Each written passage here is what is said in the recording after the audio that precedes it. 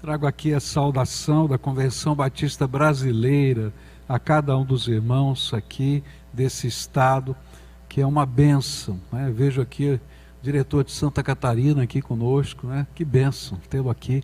E outros eu acho que gostariam de estar aqui para a sua despedida, Bravin, né? Porque você é amado tremendamente no Brasil todo, no conselho da nossa convenção.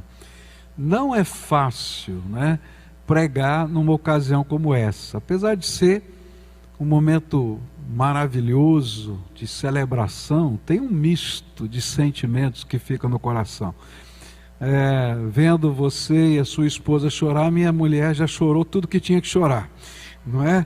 E aí a gente fica lembrando também dos momentos que a gente teve que transicionar, e isso não é tão simples assim, não é? Mas para mim é uma grande alegria poder estar com os irmãos. E recebi a incumbência de falar sobre o tema, não é? Legado do passado, missão do presente. E orando, pedi a Deus que colocasse no meu coração uma palavra. E me veio à mente um texto bastante grande. Eu vou pensar alguns versículos desse texto, que são os capítulos 11 e 12 do livro de Hebreus.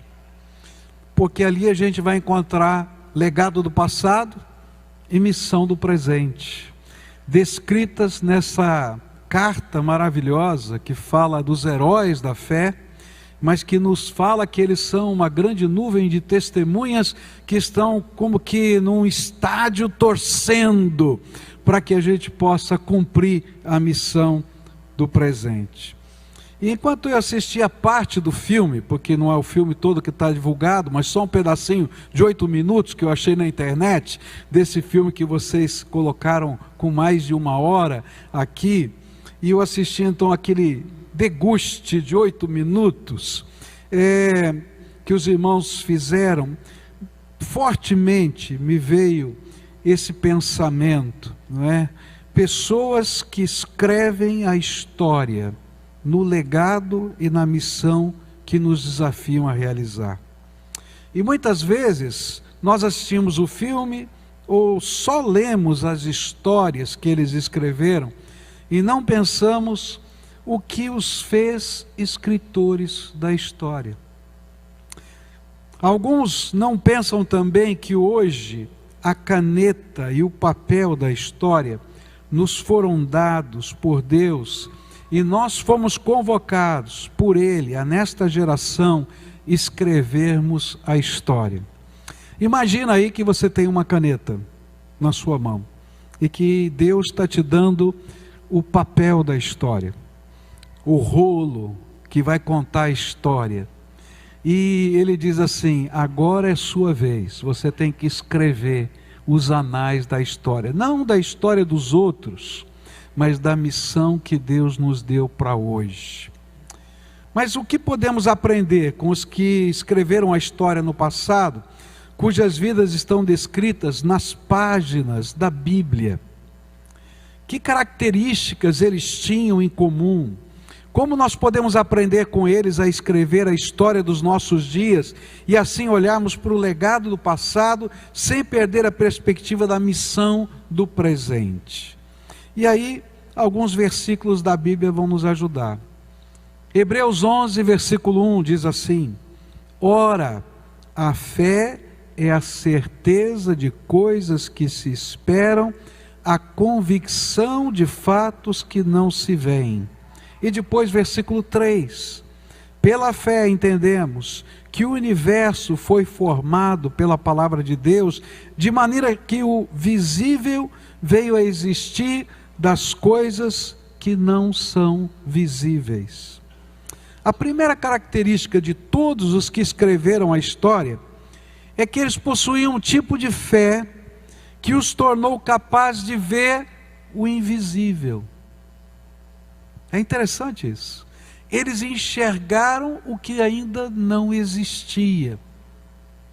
Eu estava visitando a cidade de Toledo e ali vendo algumas obras de arte de um pintor grego chamado pintor espanhol chamado El Greco. e ele pintou os 12 apóstolos. E aí ele escolheu para serem as pessoas que ele iria retratar como a figura dos 12 apóstolos, loucos do manicômio. E um dia perguntaram para El Greco: mas por que você escolheu loucos do manicômio para pintar Mateus, para pintar Pedro e assim por diante? E ele diz: que outros personagens poderiam retratar o rosto de alguém que vê o invisível? Só eles. Por isso, muitas vezes, para escrever a história, tem que ser um pouco louco. Pode olhar para quem está perto de você e dizer: você é meio maluco. Porque é verdade. Para poder escrever a história, tem que enxergar o que não existe.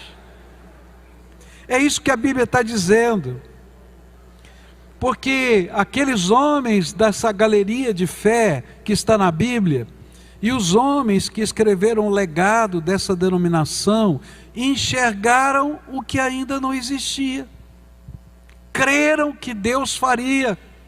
E por causa dessa fé num Deus todo-poderoso, que também é invisível, deixaram um legado para nós. Você já pensou naquelas pessoas que inventaram o avião?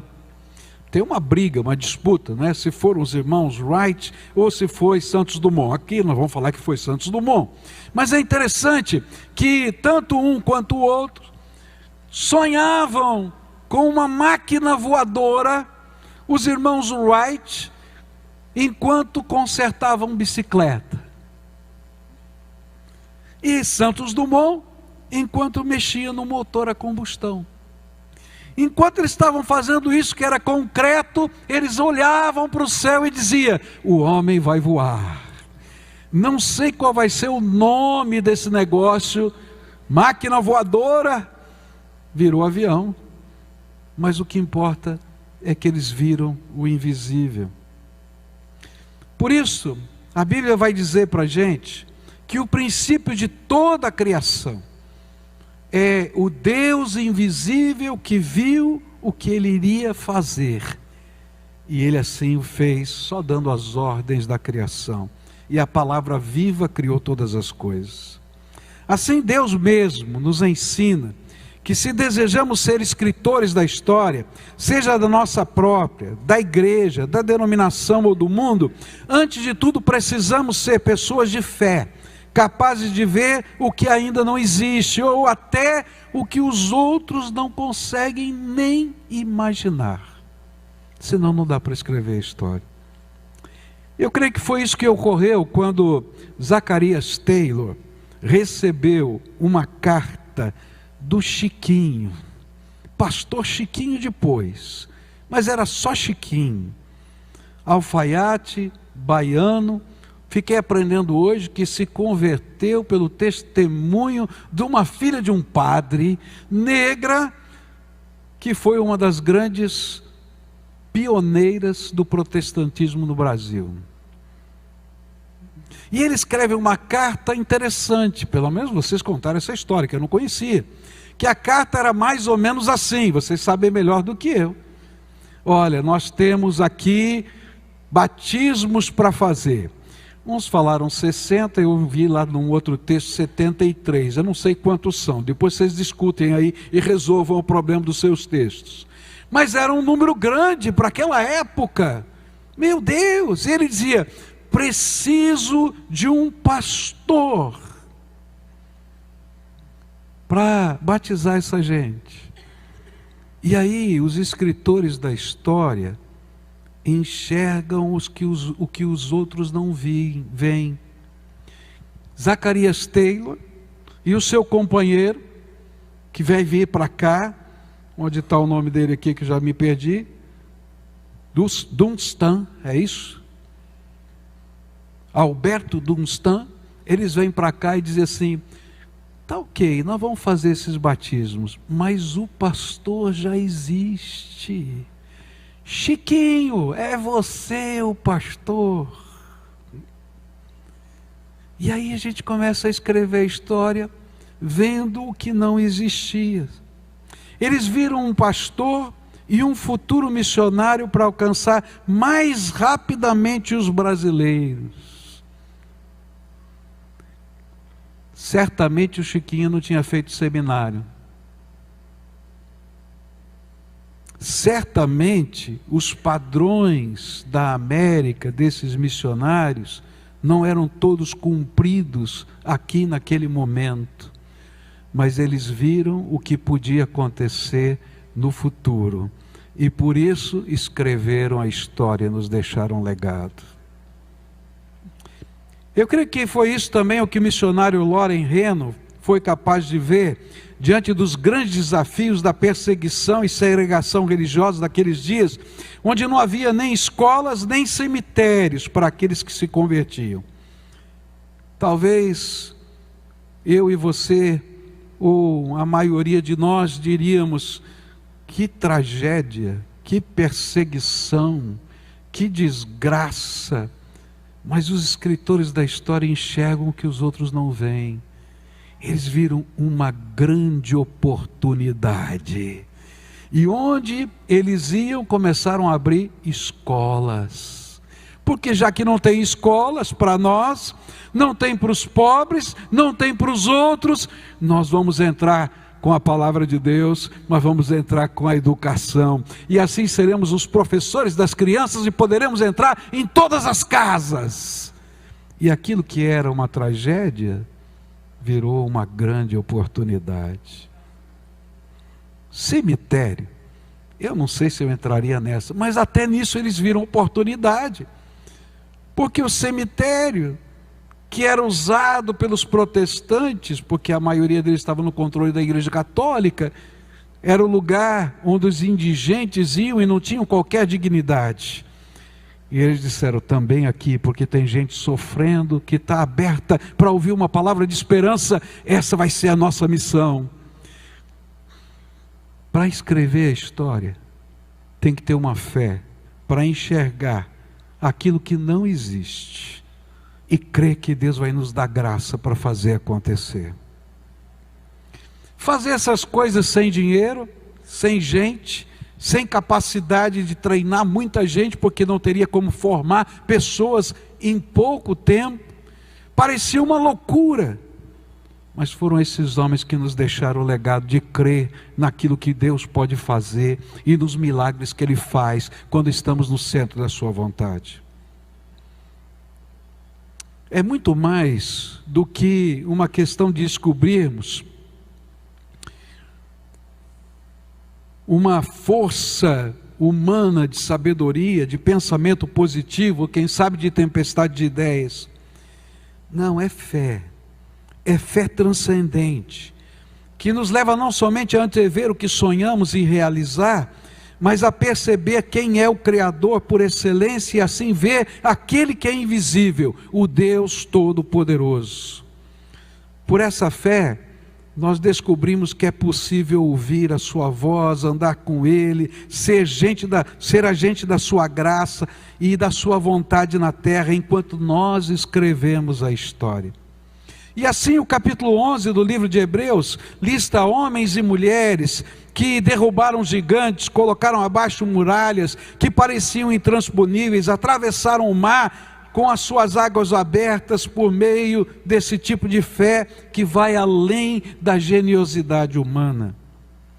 Porque eles foram capazes de enxergar não apenas os seus sonhos, mas o Deus que os conduzia através da sua revelação aos propósitos da sua vontade.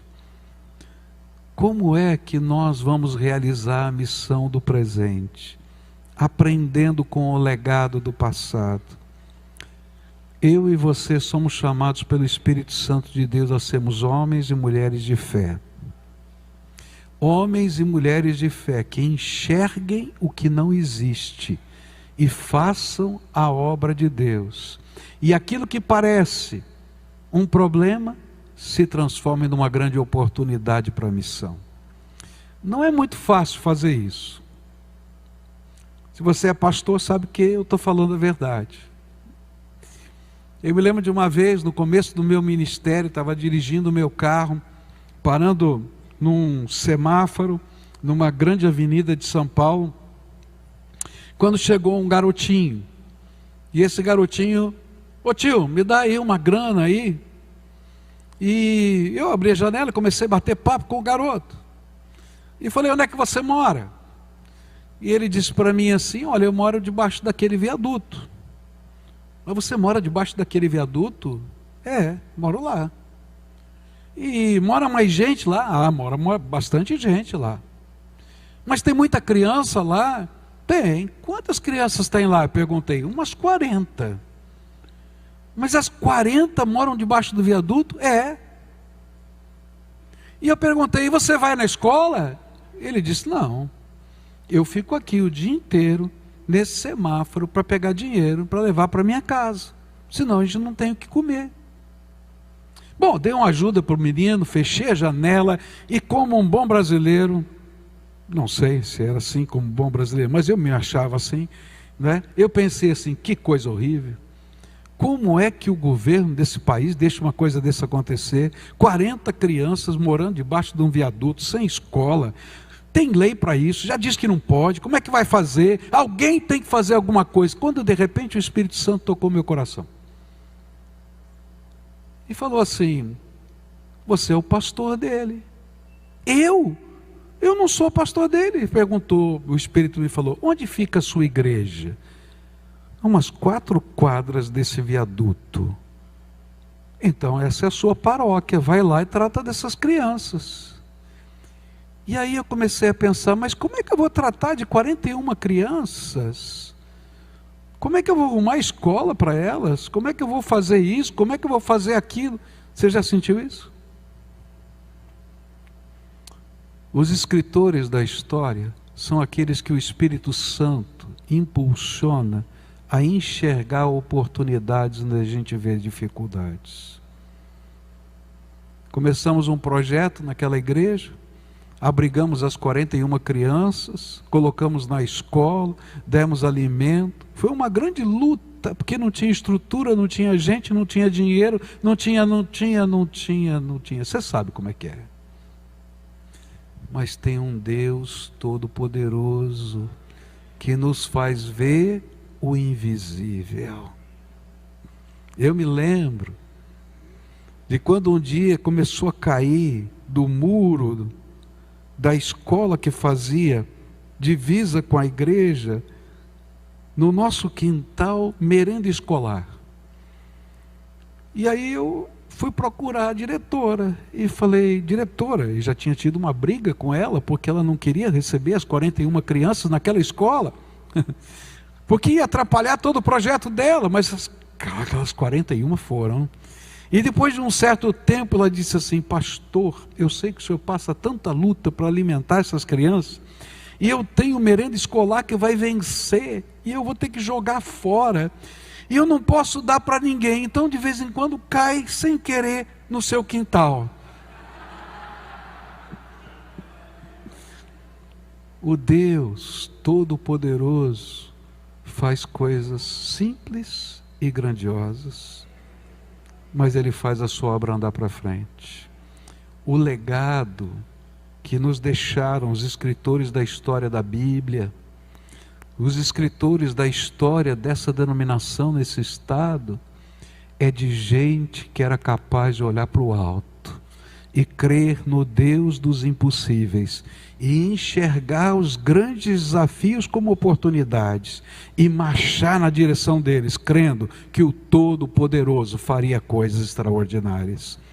E se hoje estamos aqui comemorando nessa festa os 120 anos, é porque Deus nos deixou um legado. Porém,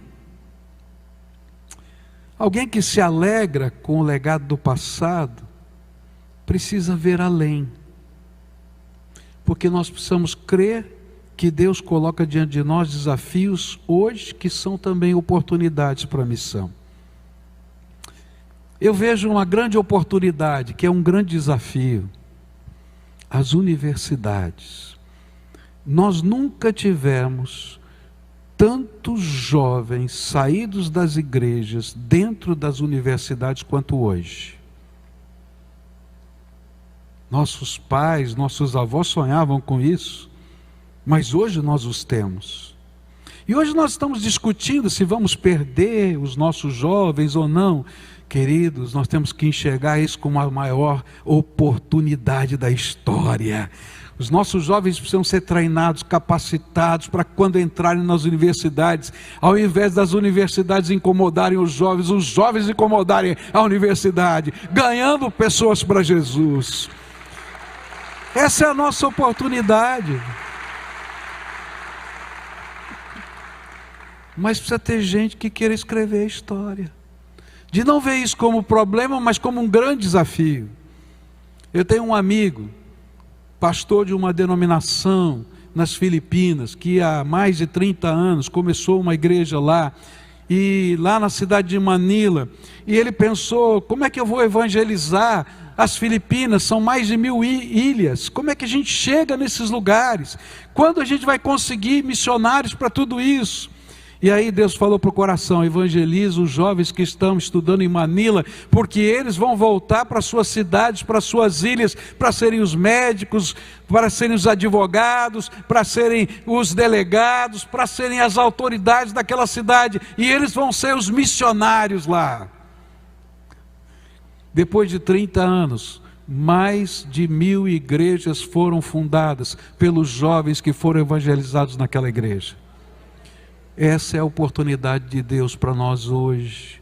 Mas eu estou olhando de longe, vocês conhecem muito mais as oportunidades daqui do que eu posso dizer.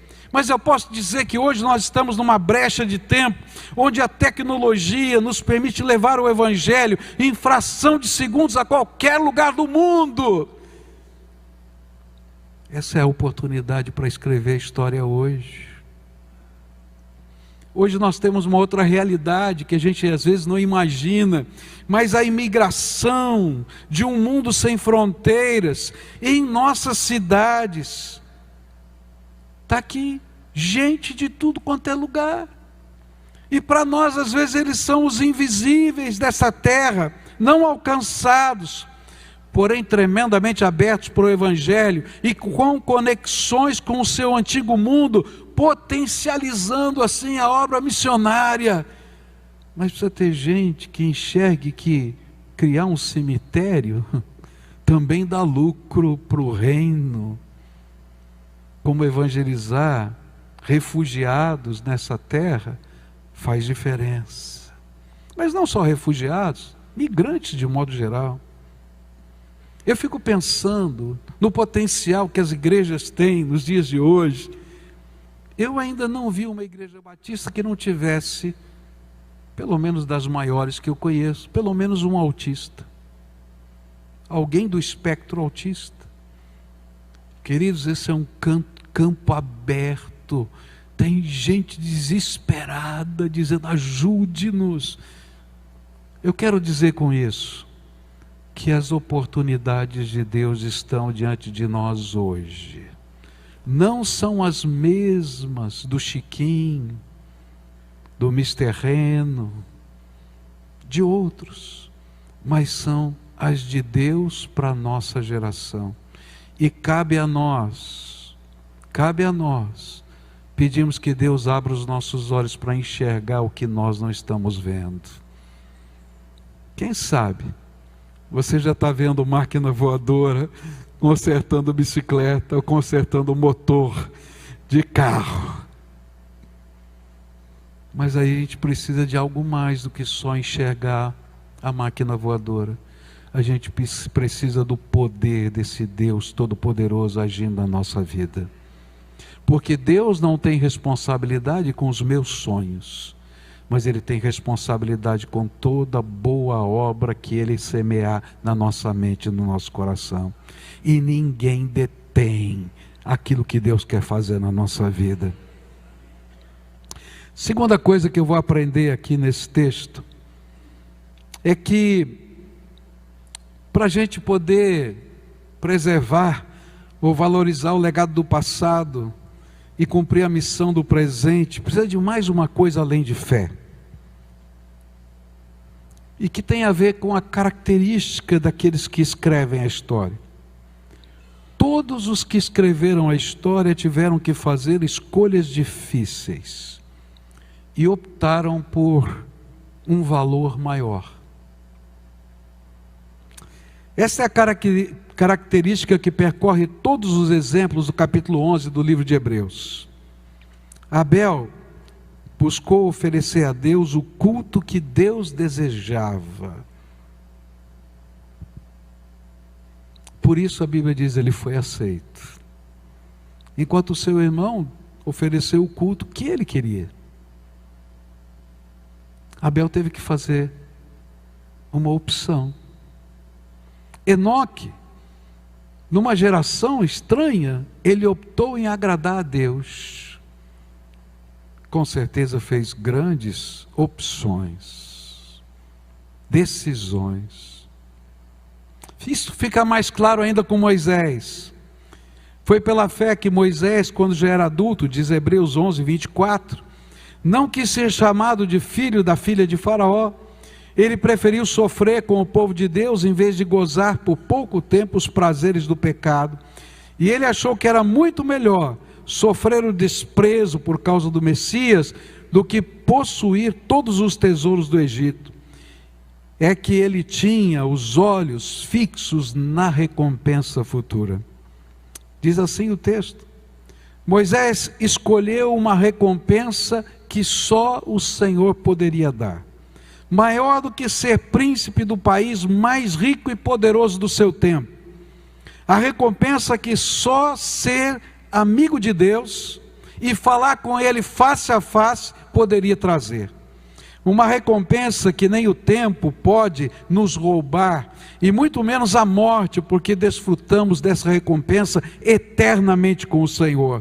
E por isso a Bíblia, nesse texto de Hebreus 11, versículo 4, diz, por meio da fé, mesmo depois de morto, ainda fala. Mas por que eles tiveram que optar por um valor maior? Porque para escrever a história com uma fé transcendente, que tenha efeitos duradouros e que seja bênção para nós e para os outros, precisaremos deixar algumas coisas para focar no que é mais precioso.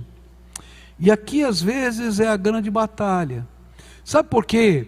Às vezes a gente não constrói o avião, a máquina voadora, e a gente só continua com bicicleta, ou só com o motor a combustão, porque na hora de fazer as decisões importantes que vão nos levar a trazer à realidade o invisível, nós ficamos na nossa zona de conforto.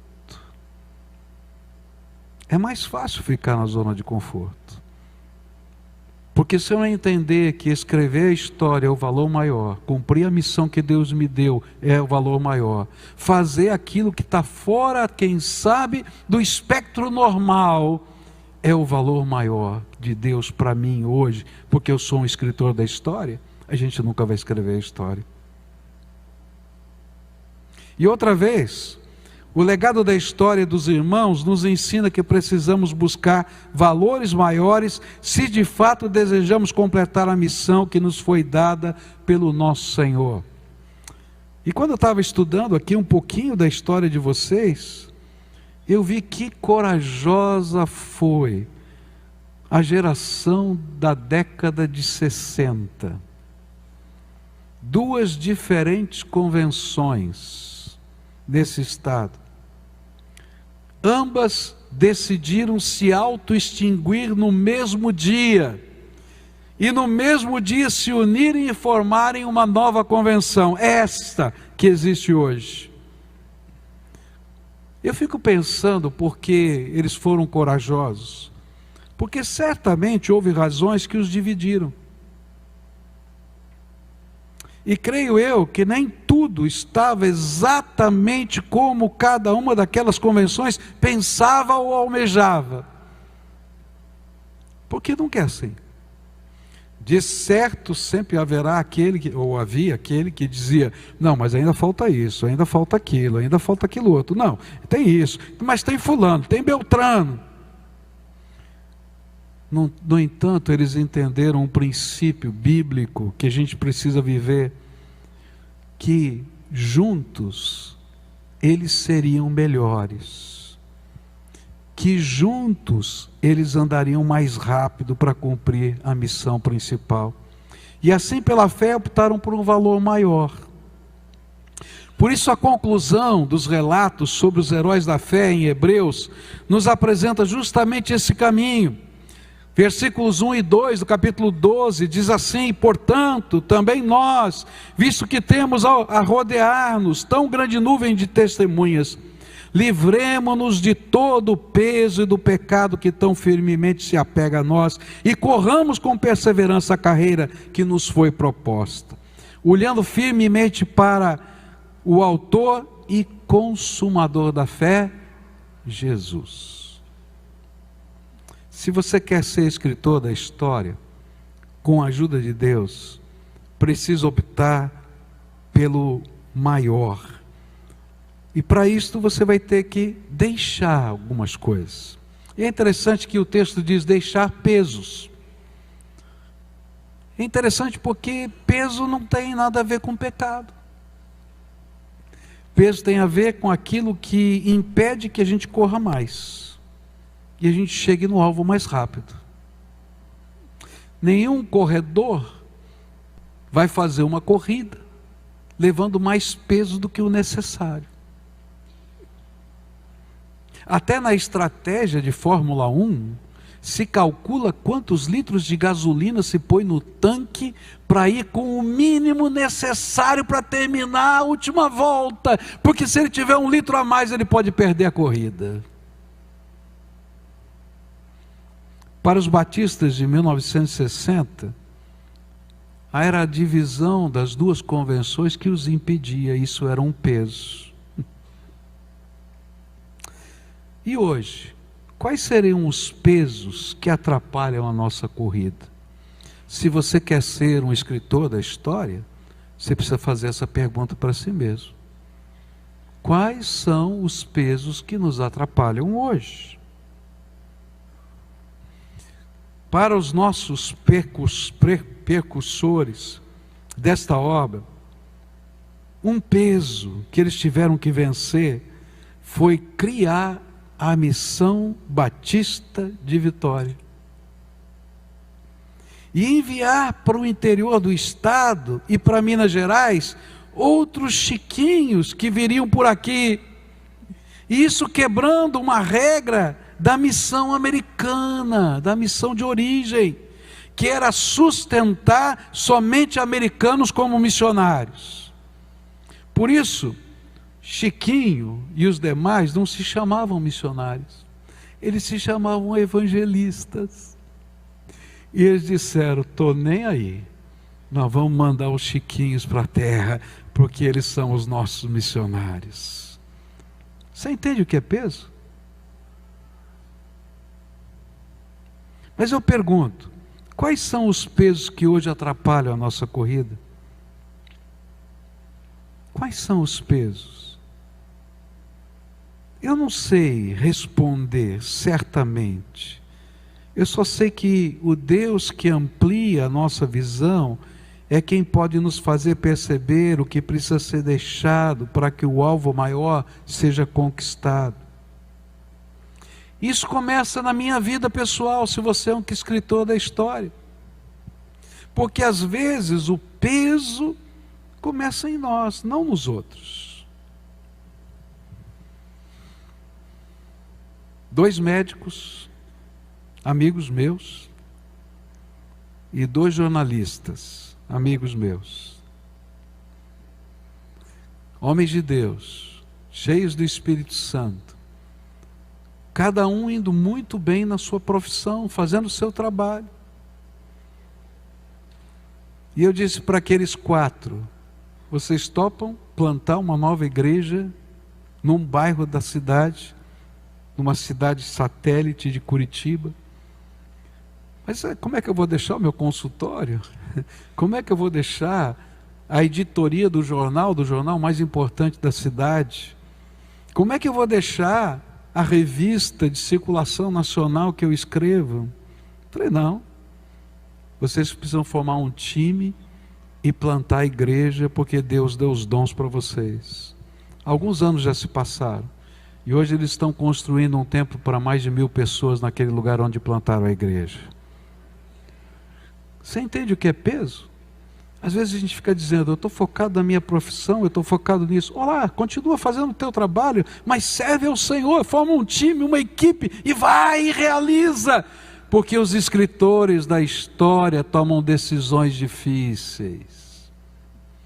A última vez que conversei com um desses médicos, ele disse para mim assim, pastor, eu já estou trabalhando no meu consultório 4 vezes por semana.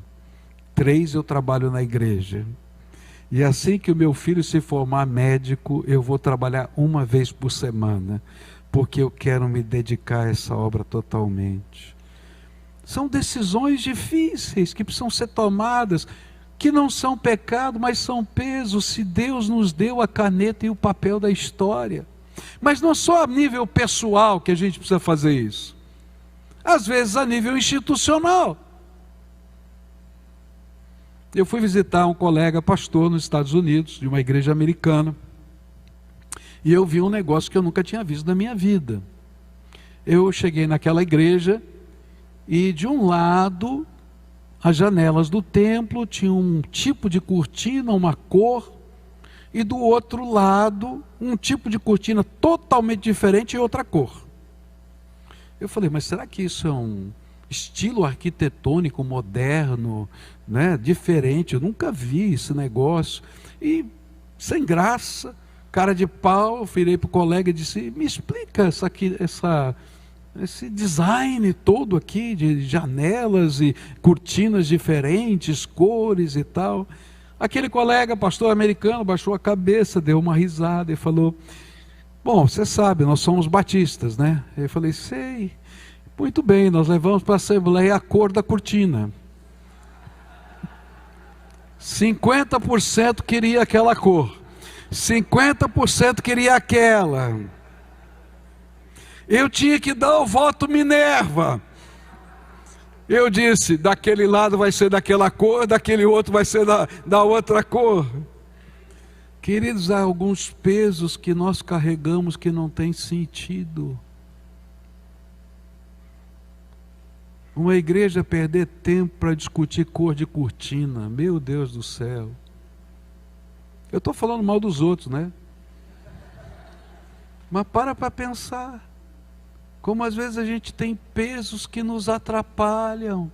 E a Bíblia vai dizer para a gente, você quer correr mais rápido, escrever a história, você tem que ter fé no Deus invisível, todo-poderoso, que vai fazer os milagres e vai trazer à realidade o que não existe, mas para de fazer aquilo que consome a sua energia, o seu tempo e faz você perder o foco da missão.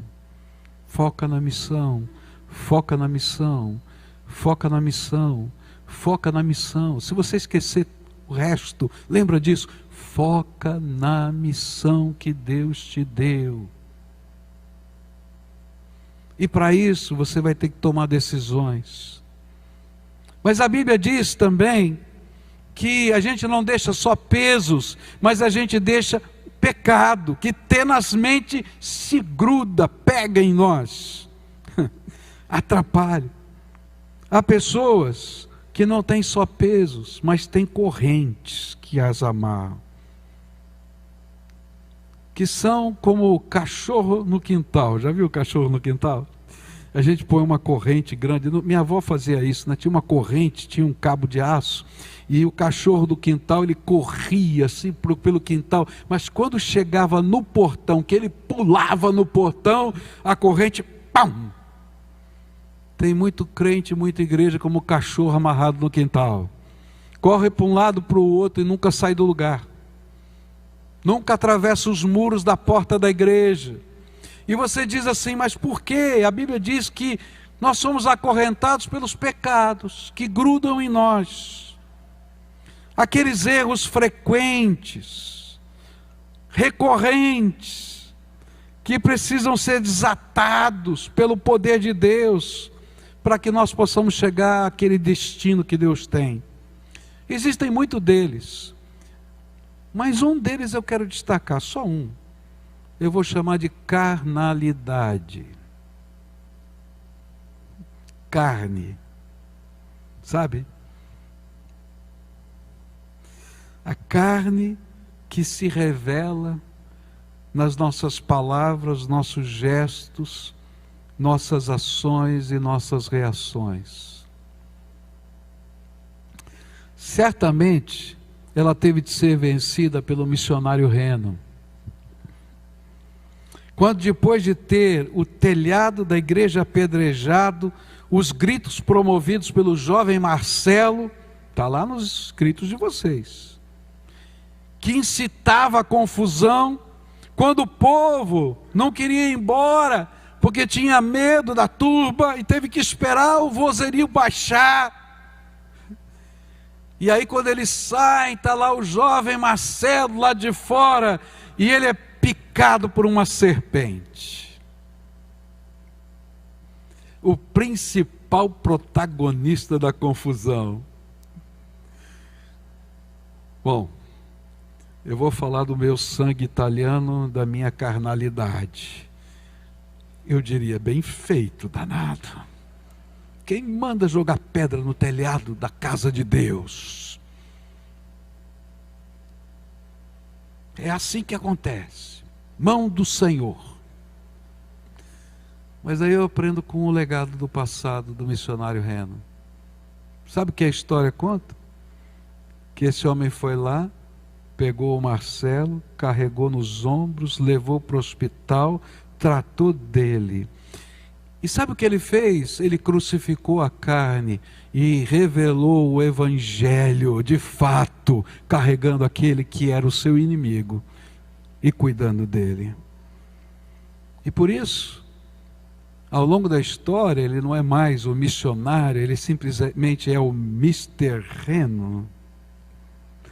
E quando ele morre, a cidade e as autoridades estão em volta do seu túmulo, porque um homem de Deus tombou naquele lugar.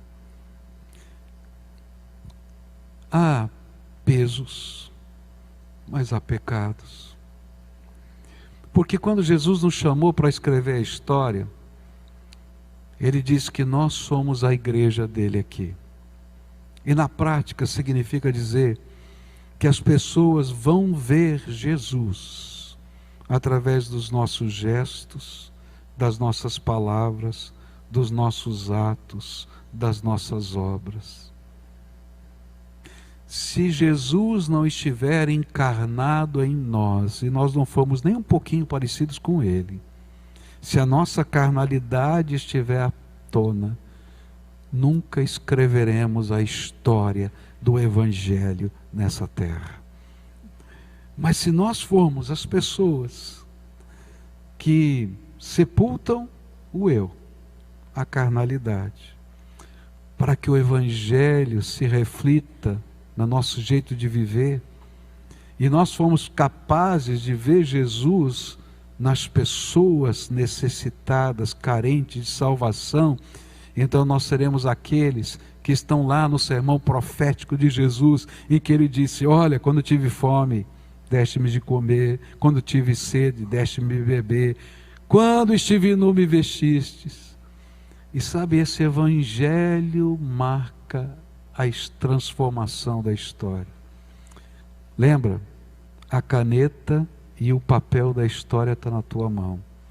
O legado do passado já nos foi dado, seja nas escrituras ou na nossa história. Mas a missão do presente é o meu desafio, o seu, da igreja que eu represento aqui, da igreja que você representa. E nós somos aqueles que Deus nos chamou para fazer essa obra hoje. E só podemos fazê-lo através do autor e consumador da nossa fé, Jesus. A última coisa, eu vou concluir com isso. A última característica dos que escreveram a história pela fé no poder do Senhor é, apesar de serem humanos e não super-heróis, no poder do Senhor realizaram coisas inconcebíveis. Por isso o texto diz lá em Hebreus 11, 32 a 35: e que mais direi?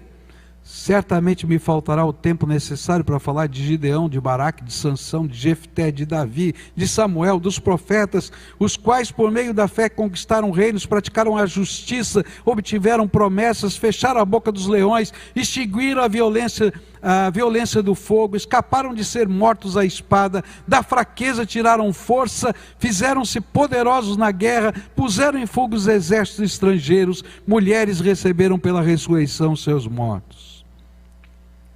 O resultado de ver o invisível e optar pelo valor maior é viver em uma dimensão onde o poder de Deus se manifesta em nossas vidas. Viver pela fé é descobrir que no Senhor, e só no Senhor, da fraqueza tiramos força. Porque ali estão as nossas maiores oportunidades. Só no poder do Senhor, reinos são conquistados. Porque o Evangelho encarnado derruba as muralhas levantadas. Exércitos são derrotados sem um tiro. Porque se for preciso, como no tempo de Ezequias, Deus vai dar um comando aos ratinhos, e os ratinhos vão roer as cordas dos exércitos sírios e comer o pão deles no seu acampamento. E aquilo que a Bíblia diz que morreram 185 mil homens, a arqueologia diz que foram os ratinhos que espalharam uma peste bubônica. E eu gosto de imaginar o Evangelho, né? A palavra de Deus assim, e Deus dizendo: ratinhos do Senhor, se levantem. E todos eles agora em pé, né? E disseram: marchem contra o inimigo. Por quê? Porque em Deus faremos proezas. Só no poder de Deus, sem arma. Porque Deus é dono da história, Ele faz todas as coisas acontecerem. Realizar o inconcebível é fazer a obra de Deus pela fé. É crer que os gigantes sempre são infinitamente menores que o nosso Senhor. É crer que as muralhas sempre caem quando marchamos segundo as ordens do nosso Salvador. Que é impossível, aquilo que parece impossível é possível se estivermos fazendo só a vontade de Deus. Por isso, eu vim hoje aqui convidar cada um de nós a sermos os protagonistas da história e da missão de hoje. Temos um legado maravilhoso. Mas Deus não quer que a gente viva do legado.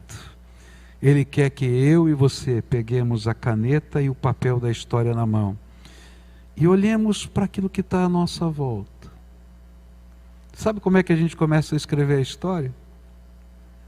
Eu vou dizer como é que eu gosto de escrever a minha história. Eu às vezes começo a andar pelas ruas da cidade, no lugar onde Deus me coloca, e pergunto: Deus, o que o Senhor já começou a fazer? Porque Ele sempre foi na frente. A missão é dele. E eu digo para Ele: me revela onde eu posso estar, porque eu quero ser seu companheiro, seu ajudador nessa obra. E olha, toma cuidado quando você fizer uma oração assim. Toma cuidado, porque Deus começa a revelar. E Ele começa a revelar algumas coisas que a gente diz: como é que eu vou entrar nesse negócio? Mas a gente que viu o que Deus pode fazer e vai tomar as decisões que Ele mandar a gente tomar, seremos nós também que veremos os milagres de Deus acontecendo e confirmando a vocação, o chamado e a missão que Ele nos deu. Me permitam orar com os irmãos? Posso fazer isso? Irmão, aceitaria ficar de pé para a gente orar, para encerrar esse momento da palavra?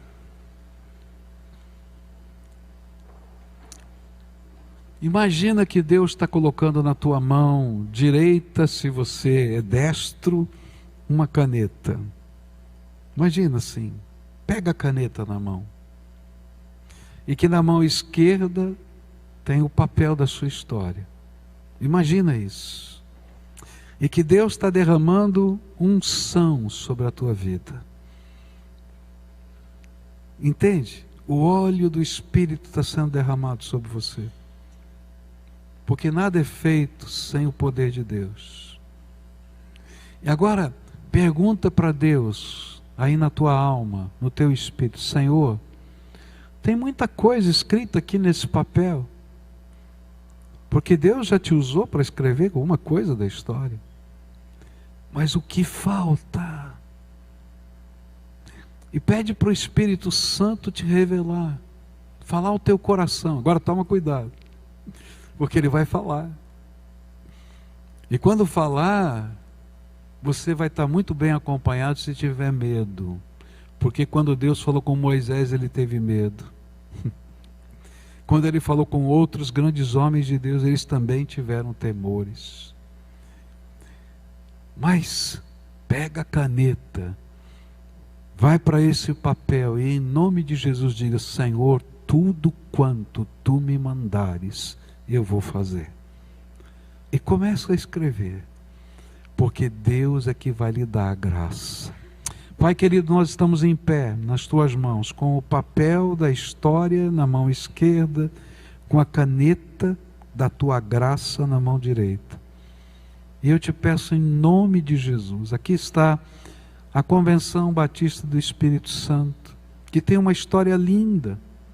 Aqui são apenas trechinhos. Aqui, Senhor, nas Escrituras lemos homens e mulheres que nos deixaram um legado maravilhoso da história da fé. Mas aqui estão os homens e as mulheres de hoje, que o Senhor quer escrever a história de agora. Senhor, eu estou vendo aqui, Senhor, as universidades sendo invadidas pelo poder do Evangelho. Eu estou vendo casas se abrindo para receber estudantes que vieram de fora, para serem as famílias que vão receber para almoçar no domingo, para cuidar daqueles meninos que vêm de longe, mas para levar o Evangelho para dentro daqueles lugares.